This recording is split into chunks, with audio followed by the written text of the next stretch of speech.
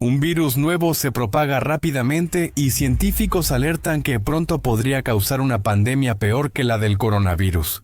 El coronavirus causó la muerte de 70 millones de personas y nos mantuvo en confinamiento por 2 años. Este nuevo virus será 50 veces más peligroso que el coronavirus. Sin crear conciencia ahora, esto podría causar millones de muertes y forzar un confinamiento de 10 años. La Sociedad Europea de Microbiología Clínica y Enfermedades Infecciosas, que es un organismo internacional encargado de alertar sobre enfermedades, al encuestar a 187 de los principales científicos médicos del mundo, casi el 60%, advirtió seriamente que este nuevo virus podría causar en pocos años una pandemia aún mayor que la de coronavirus.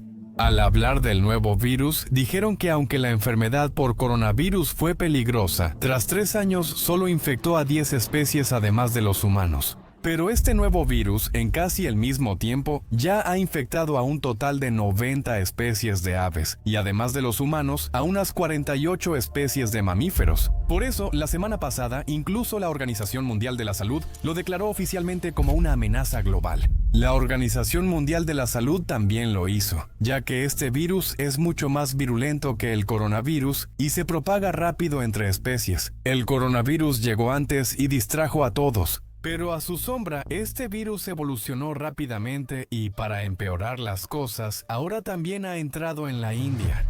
Cuando la Organización Mundial de la Salud lanzó una advertencia sobre este virus, entendimos que era algo serio. Y entonces empezamos a investigar cuál es el estado de esto en la India. Descubrimos que en Kerala y Jharkhand, este virus ya había empezado a infectar a las aves de corral y aves silvestres. Y debido a esto, ya habían muerto alrededor de 4,000 aves de corral y aves silvestres. Si estos números te parecen bajos, recuerda que esto apenas comienza. Recuerda, el COVID también al principio solo infectaba a los murciélagos, que ni siquiera tenían mucho contacto con los humanos. Pero aquí, el pollo lo consumimos todos los días. Entonces, ahora la pregunta más grande es: ¿qué virus es este, que es tan potente y cómo se escondió bajo la sombra del COVID? ¿Y por qué, si no se toma en serio hoy, podría causar la pandemia más grande de este siglo? Porque esos virus al principio se propagan lentamente porque están evolucionando su estructura, y luego de repente empiezan a propagarse exponencialmente. Del virus del que estoy hablando, amigos, se llama virus de la influenza A, y en particular su cepa de influenza A aviar altamente patógena. Si revisas la historia de estos virus de la influenza A, verás que en todo el siglo pasado y hasta ahora, en 2024, todas las pandemias globales, incluidas las de COVID, han sido en total 12. ¿Puedes creerlo? 5 de ellas fueron causadas solo por distintas cepas del virus de la influenza A. Ahora surge una nueva y poderosa cepa, la influenza A aviar altamente patógena. ¿Sabes qué es más peligroso? Este virus sigue el mismo patrón de infección de las grandes pandemias, como la del coronavirus y la más peligrosa de la historia, la gripe española. Hace 100 años, en 1918, surgió la pandemia llamada gripe española. Y detrás de eso también estaba una cepa del virus de la influenza A. Esta enfermedad, en solo 2 o 3 años, causó la muerte de casi 50 a 100 millones de personas, superando las muertes combinadas de todas las pandemias principales desde 1900 hasta 2024, incluido el COVID.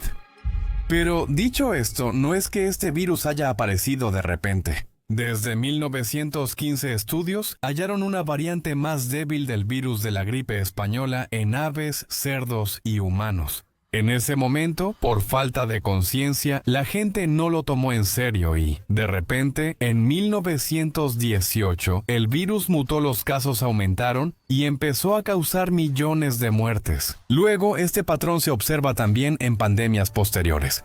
En 1957 llegó la gripe asiática, causando casi 2 millones de muertes. Al principio los casos eran estables, pero luego aumentaron rápidamente.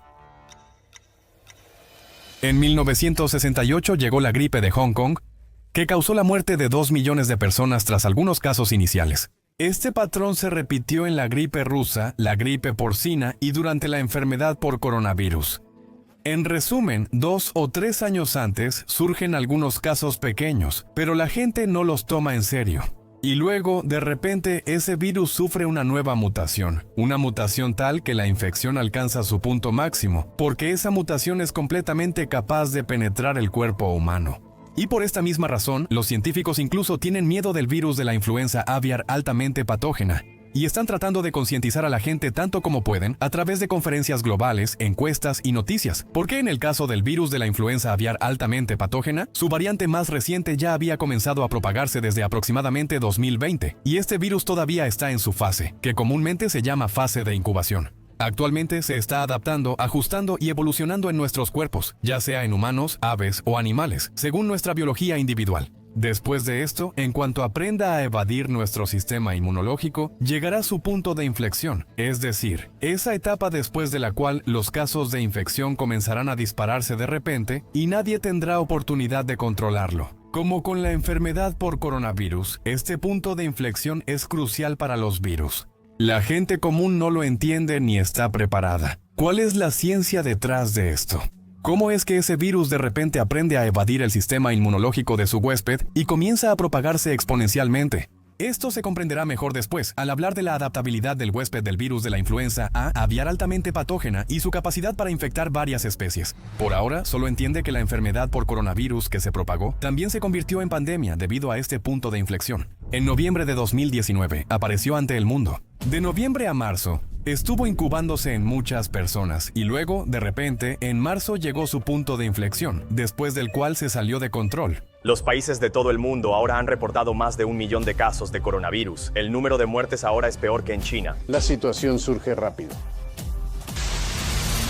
Y honestamente, con la forma en que están llegando noticias de todo el mundo sobre el virus de la influenza aviar altamente patógena, es muy posible que probablemente el punto de inflexión de este virus también esté cerca. Y puede que ahora no nos queden ni siquiera algunos años, sino solo unos meses para responder. Además, este virus de la influenza aviar altamente patógena, aunque es un virus de influenza A que comúnmente causa la gripe aviar, es completamente diferente a cualquier otro virus de gripe aviar que haya existido hasta ahora. Si graficas las principales pandemias de gripe del siglo pasado, notarás que la gripe española tuvo el mayor número de muertes y su pico es el más alto. Los brotes posteriores tuvieron picos más bajos. O sea, el patrón muestra que con cada nueva gripe, el número total de muertes va disminuyendo. Y por eso, si seguimos el patrón, el pico de este último es casi inexistente. Ahora, según este patrón, seguramente pensarías que este virus de la influenza A aviar altamente patógena debería causar incluso menos muertes que la última pandemia de gripe. Aquí es donde ocurre un giro. Investigadores afirman que el impacto de la pandemia de influenza A aviar altamente patógena no será como el de estas pequeñas pandemias. Según sus predicciones, lo más probable es que vuelva a causar tantas muertes como la gripe española. Encontramos un estudio extenso sobre los virus de la influenza A en las bases de datos médicas del Instituto Nacional de Salud de Estados Unidos. Según eso, el virus de la gripe española ya se estaba incubando en cerdos y humanos algunos años antes de 1918, y por eso ellos ya habían desarrollado inmunidad contra él. Pero entonces, ¿qué pasó en 1918? Algunos de esos virus mutaron y además de infectar cerdos y humanos, adquirieron genes para infectar aves. Así surgió un nuevo virus llamado hemaglutinina tipo 1 y neuraminidasa tipo 1. Este virus era nuevo y los humanos no teníamos inmunidad. Por eso causó entre 50 y 100 millones de muertes y fue la madre de todas las pandemias.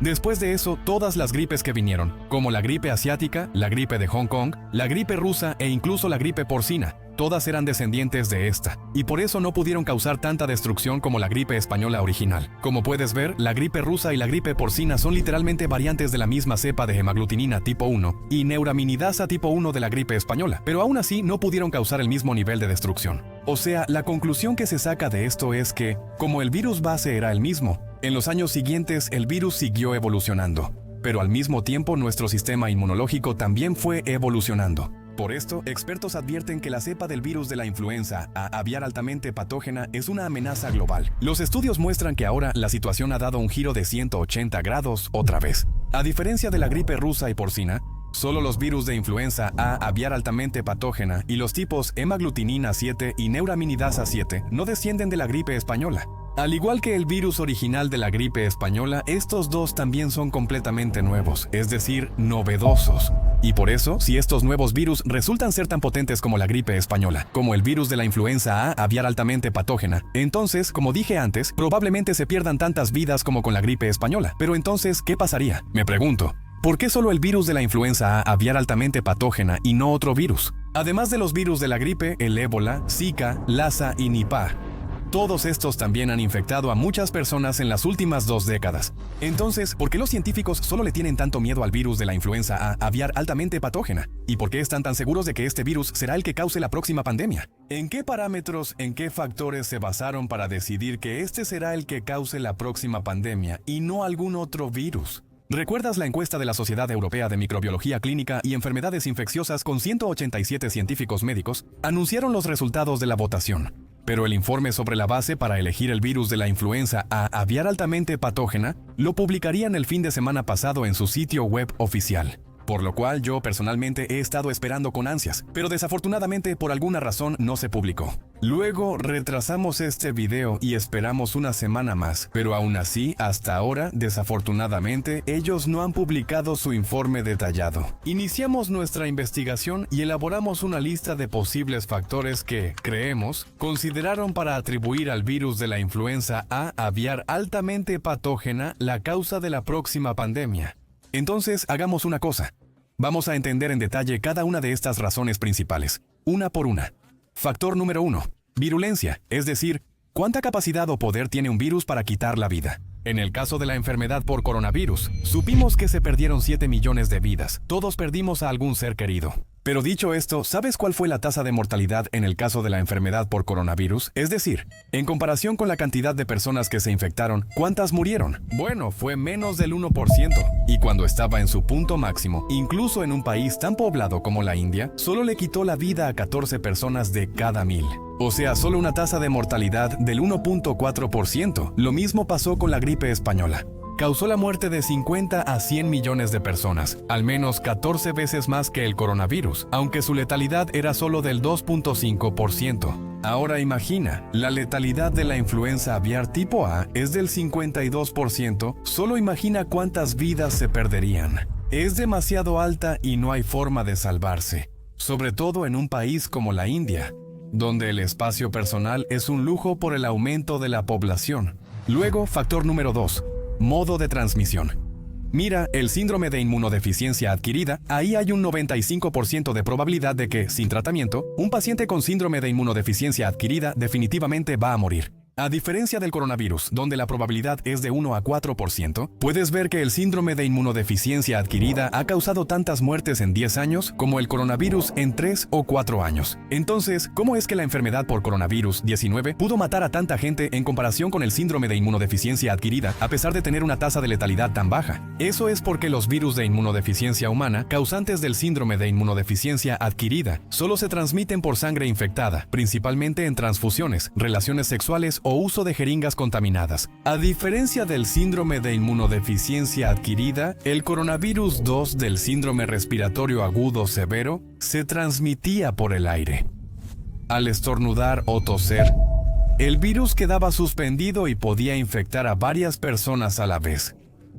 Recientemente se realizó un experimento para medir la distancia que viajan las partículas al estornudar. Se descubrió que en solo 22 segundos, esas partículas pueden llegar hasta 25 pies de distancia, es decir, más lejos que la longitud de un minibús en solo 22 segundos. En resumen, 5 casos de síndrome de inmunodeficiencia adquirida no provocan una propagación inmediata en toda la ciudad. Si se detecta un caso de coronavirus, toda la ciudad quedará rápidamente bajo control por la enfermedad. Así que, en ese caso, imagina que hay un virus que es 50 veces más mortal que la enfermedad por coronavirus y al mismo tiempo se propaga por el aire igual que la enfermedad por coronavirus. ¿Puedes imaginarte el nivel de destrucción que causaría? Y por eso las posibilidades de que el virus de la influenza A aviar altamente patógena cause una pandemia son muy altas.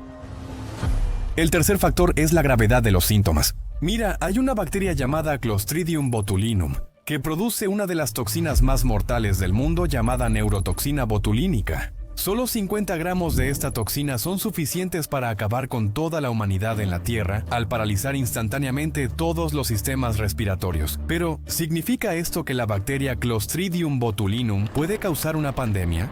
Bueno, para nada, porque cuando un patógeno muestra síntomas tan severos, inmediatamente llama la atención de todos. Y por lo tanto, las autoridades gubernamentales responden con bastante rapidez. Pero por el contrario, imagina que hay un virus que muestra síntomas comunes como tos, resfriado, fiebre, debilidad. Estos síntomas los experimentamos 3 o 4 veces al año por el resfriado común. Cuando hubo una ola de calor en la India, seguro muchos se enfermaron por los cambios bruscos de temperatura y presentaron los mismos síntomas. Además, si vas, digamos, al doctor, ¿acaso él te hace un análisis de sangre o de mucosidad? No, ¿verdad? Así que puedes ver que si en lugar del resfriado común aparece un virus mortal con los mismos síntomas, hay muchas posibilidades de que antes de que las autoridades se enteren, ese virus ya se haya propagado a una cantidad considerable de personas. Lo mismo ocurrió con la enfermedad por coronavirus. Antes del confinamiento, muchas personas infectadas estaban viajando casualmente al extranjero y luego regresaban a su país, llevando esta enfermedad sin saberlo. No fue culpa de la gente, pero la respuesta lenta permitió que el virus se propagara, lo que también pasará con el virus de la influenza A aviar altamente patógena. Ahora vamos al último factor, la adaptabilidad del huésped. Como dije al inicio, el virus de la influenza A aviar ya infectó a 90 especies de aves y 48 de mamíferos. ¿Por qué es así? Los virus de la inmunodeficiencia humana solo han infectado a primates, es decir, monos, durante 40 años, así que observa. Aquí se aplica la misma lógica que en la evolución de cualquier otro animal. Y aquí es donde aprenderás el concepto de punto de inflexión en la ciencia. Entonces, mira, ¿qué sucede? Ningún ser vivo muestra un cambio importante de repente. Primero se multiplica y generación tras generación empiezan a aparecer pequeñas mutaciones en él, basadas en el entorno, para poder adaptarse. Y estas mutaciones siguen ocurriendo durante muchos años, hasta que se crea una mutación que le da al ser vivo el superpoder de sobrevivir y reproducirse en ese entorno. Lo mismo pasó en 1956 durante la gripe asiática, la siguiente gran pandemia tras la gripe española. Durante ese tiempo, lo que pasó fue que el virus de la gripe española con hemaglutinina tipo 1 y neuraminidasa tipo 1 infectó simultáneamente a muchas personas y a muchos animales. Entonces, para poder lidiar con el sistema inmunológico de sus cuerpos, empezó a haber presión sobre el virus para que se adaptara a los sistemas inmunológicos de estas nuevas especies. Luego, por esto, imaginemos que un cerdo infectado con la variante humana y la de cerdo, su cuerpo actúa como un recipiente de mutaciones.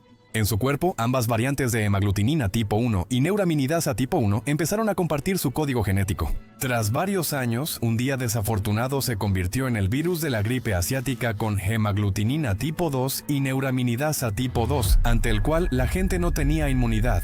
Esto es lo que desencadena el punto de inflexión de un virus. Dime, si la gripe española no se hubiera propagado, ¿habría llegado la gripe asiática? Obviamente no.